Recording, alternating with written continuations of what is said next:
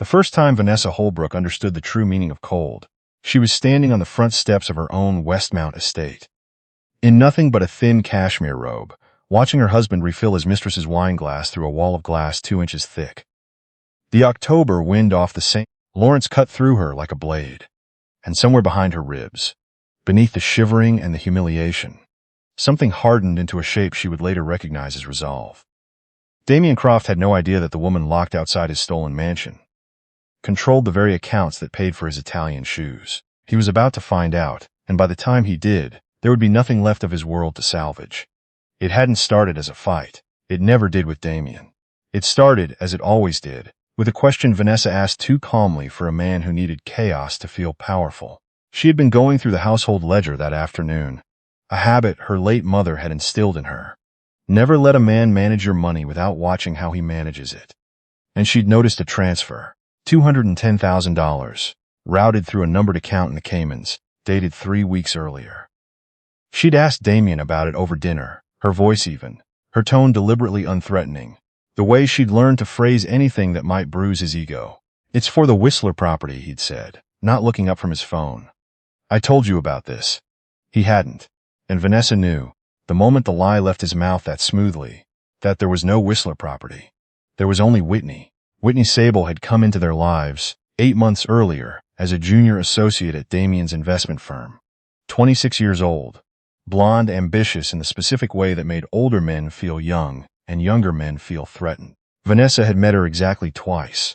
Once at a corporate gala, where Whitney had complimented her dress with the particular insincerity of a woman cataloging a rival, and once in the kitchen of her own home 3 weeks ago, wearing one of Vanessa's silk robes like she'd been issued it. That night, when Vanessa confronted him properly, Damien didn't deny it.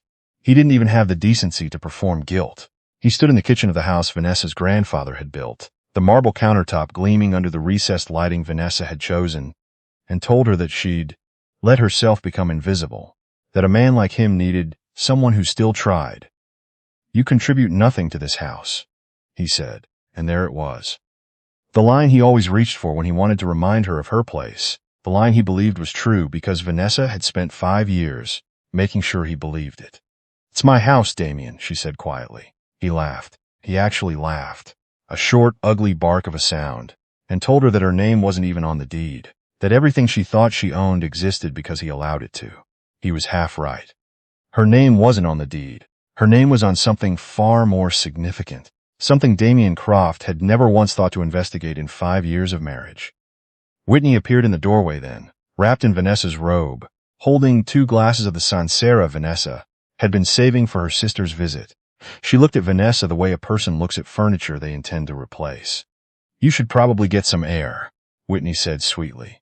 "Clear your head." Damien took the suggestion as an instruction. He gripped Vanessa's arm, not hard enough to leave a mark, he was too calculated for that, and walked her to the front door like a man escorting an unwanted guest off the premises. The Quebec autumn had turned vicious that week, the kind of cold rain that comes sideways off the water and finds every gap in your clothing. Vanessa barely had time to register what was happening before the door shut, and the deadbolt slid home with a sound that felt, in that instant, like the end of something. She stood on the steps in her robe and bare feet, the rain soaking through to her skin within seconds, and watched through the sidelight window as Damien crossed the foyer, his shoulders loose with relief, like a man who had just taken out the trash. Whitney met him by the fireplace, the one Vanessa had spent 4 months choosing the exact reclaimed limestone for, and handed him his drink. They toasted. Vanessa watched her husband raise a glass of wine, purchased with money that was, in every legal sense that actually mattered, hers, in celebration of having locked his wife outside in a storm. Whitney turned toward the window. She found Vanessa's silhouette in the dark and smiled, slow and satisfied, before pointing at her like she was showing off a kill. Vanessa did not cry.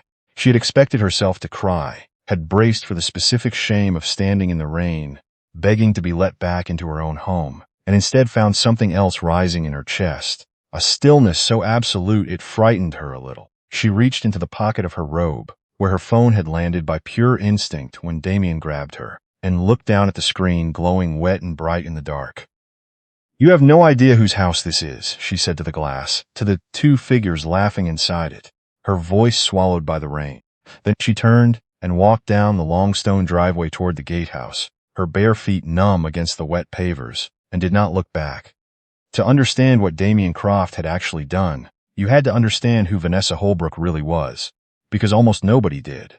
That had always been the point. Vanessa was 38 years old, and for the entirety of her marriage, she had let her husband believe she was exactly what she appeared to be.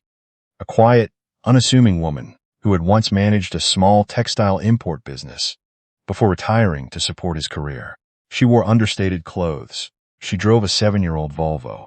She spoke softly and deferred easily, and never, not once in 5 years, corrected anyone who assumed she had married up. What Damien did not know, what almost no one in Montreal society knew, because Vanessa's father had spent 30 years deliberately keeping the family name out of headlines, was that Vanessa was the only daughter of Edward Holbrook, the reclusive founder of Holbrook Maritime, a logistics and shipping conglomerate that quietly controlled port operations across 4 continents and was worth, by the most conservative estimate, north of $3 billion. Her father had built the company from a single tugboat in Halifax Harbor into an empire he ran like a fortress, terrified that money would do to his daughter what it had done to half the families he'd watched implode over 40 years of business.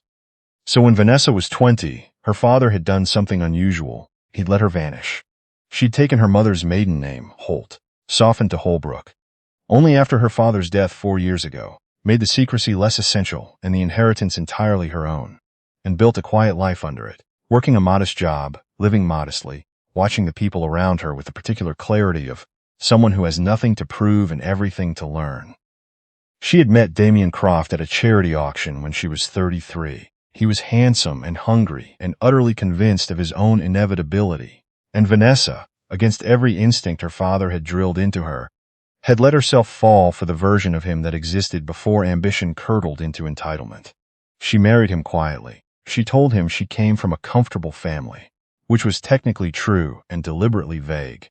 And she let him believe that the down payment on their first condo, money that was, in fact, a fraction of her own trust, had come from a small inheritance. As the years passed and Damien's career rose, fueled in no small part by introductions Vanessa arranged, through contacts she pretended not to have, he began to need the story of his own brilliance more than he needed the truth. He started believing his own myth. He started treating Vanessa like an accessory to it. She let him. She told herself it was easier that way. That peace was worth the performance. That a man secure in his own delusions was easier to live with than one constantly threatened by hers. She told herself this for 5 years, through the small cruelties and the slow financial strangling and the steady erosion of every part of herself that didn't serve his image of their life, until the night he locked her out in the rain and toasted to it. That was the night Vanessa stopped performing. She didn't call a locksmith. She didn't call the police, though the thought crossed her mind and was discarded within seconds. Police reports were public, slow, and would do nothing but humiliate her in exactly the way Damien wanted. Instead, standing soaked at the gatehouse a quarter-mile from her own front door, she made one call. "Mr. Castellan," she said, when the line connected on the second ring. "It's Vanessa." Desmond Castellan ran a private security and asset recovery firm out of Toronto that had handled the Holbrook family's affairs for 2 decades. Discreet, surgical, the kind of operation that didn't advertise and didn't need to. He had known Vanessa since she was a teenager hiding from her own last name. He had also, quietly, and at her direct instruction, 18 months earlier, been compiling a file on Damien Croft that her husband would have found genuinely terrifying had he ever bothered to ask who his wife actually spoke to on the phone. "Say the word," Castellan said. He didn't ask why she was calling at 11 at night, soaked through, her voice flat in a way he recognized. "The word," Vanessa said. It took less than 3 hours. What Damien did not know, what he had never once thought to investigate in 5 years of casually spending his wife's money, was that the deed to the Westmount estate had been quietly transferred into a numbered holding trust under Vanessa's direct control 2 years earlier, on the advice of her father's estate lawyers, as a routine piece of wealth protection that had absolutely nothing to do with anticipating Damien's betrayal and everything to do with the fact that Holbrook family assets were never, under any circumstances, left exposed. He did not know that his own firm, the one he believed he had built through talent and grit, had been kept afloat through 2 near collapses by capital injections Vanessa had arranged anonymously. Because she had wanted him to feel successful. Because she had been foolish enough to think that was love. He did not know that the offshore account he'd been quietly siphoning the marriage's joint funds into for the past 8 months, the one funding Whitney's downtown condo, had been flagged by Vanessa's own financial team within the first 6 weeks, and that she had simply let it run, patiently, gathering documentation, waiting to see exactly how far he would go. He found out at 1 in the morning, when 6 vehicles with no markings pulled through the gates of the estate he had locked his wife out of, and a team of men in plain dark clothing let themselves in through the side entrance, using a key code Damien had never been given, because the system had never actually been his to control. He and Whitney were in the middle of celebrating,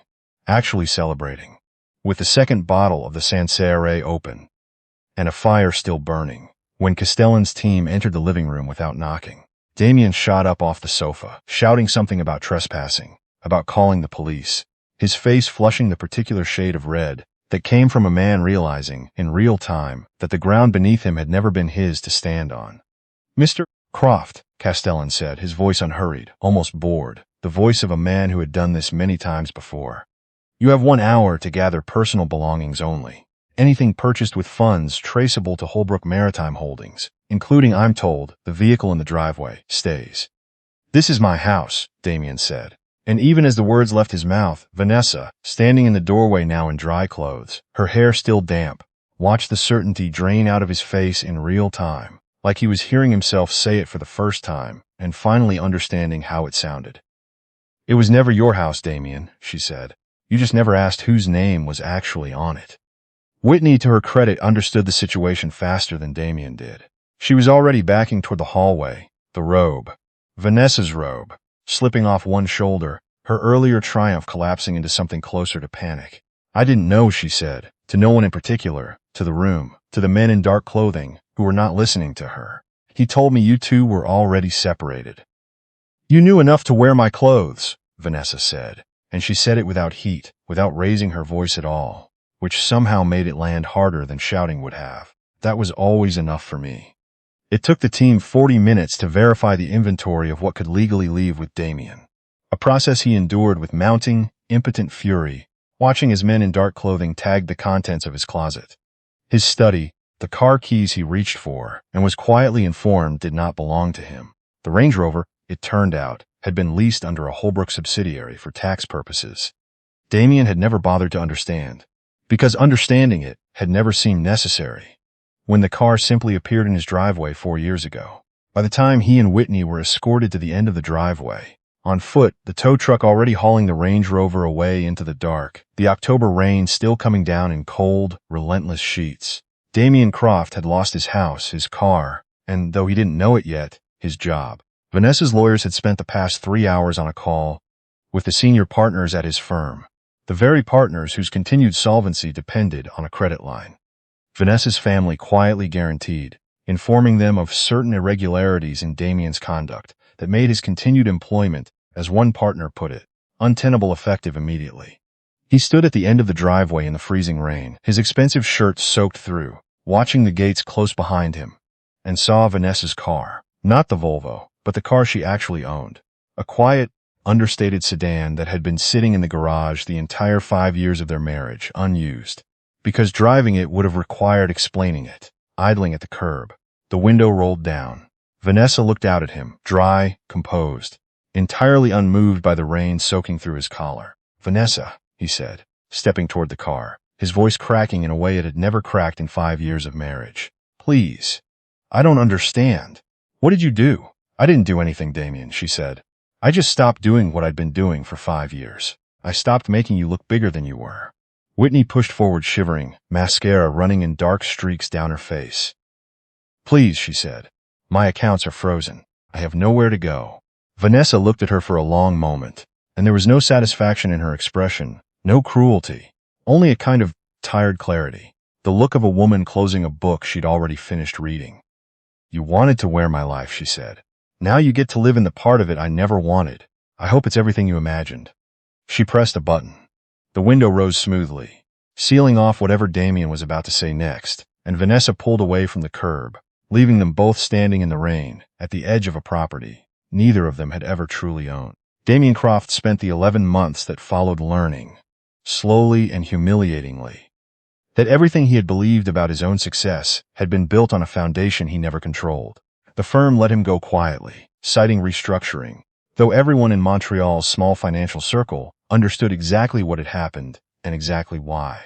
Whitney lasted 6 weeks before she left him too, taking a job in Calgary and leaving behind a voicemail Damien never deleted, in which she told him, with the particular cruelty of someone who has finally understood the math, that she'd assumed a man who acted that rich actually was. Vanessa, for her part, did not gloat. She didn't need to. She sold the Westmount estate, too many cold memories pressed into its walls, and bought a smaller, brighter house overlooking the water in Halifax, near the harbor where her father had started with a single tugboat decades earlier. She stepped, fully and publicly for the first time in her life, into a seat on the board of Holbrook Maritime, no longer hiding behind a softened name or a borrowed life.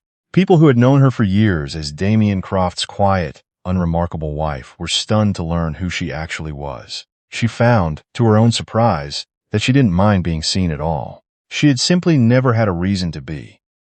Until now. She thought about that night often. Not with grief, but with a strange kind of gratitude, the way you might look back at an illness that forced you to finally take your own health seriously. Damien hadn't broken her. He had, without meaning to, given her permission to stop apologizing for the size of her own life.